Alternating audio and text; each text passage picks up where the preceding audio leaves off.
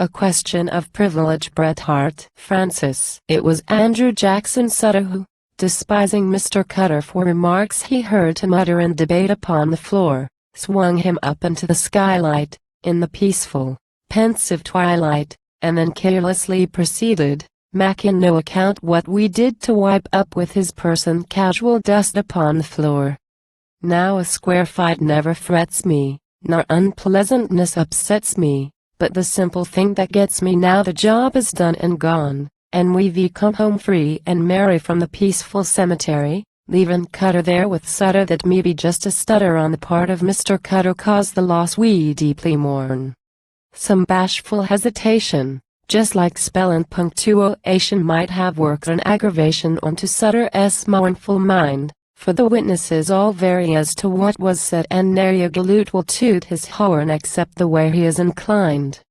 But they all allow that Sutter had begun a kind of mutter, when up rose Mr. Cutter with a sickening kind of ease, and proceeded then to wade into the subject then pervading, is profanity de gratin? In words like unto these, unlike the previous speaker, Mr. Sutter of Eureka, he was but a humble seeker, and not like him a cuss. It was here that Mr. Sutter softly reached for Mr. Cutter, when the latter with a stutter said, "AC custom to discuss." Then Sutter he rose grimly, and sorter smilin' dimly bowed unto the chairman primly, just like Cutter as could be. Drawled he guessed he must fall back, as Mr. Cutter owned the pack, as he just had played the jack, as here Cutter's gun went crack. As Mr. Sutter gasped and ended, every man can see. But William Henry Pryor, just in range of Sutter's fire, here evinced a wild desire to do somebody harm, and in the general scrimmage no one thought if Sutter's image was a misplaced punctuation like the hole in Pryor's arm. For we all waltzed in together, never caring to ask whether it was Sutter or was Cutter we was trying to abate.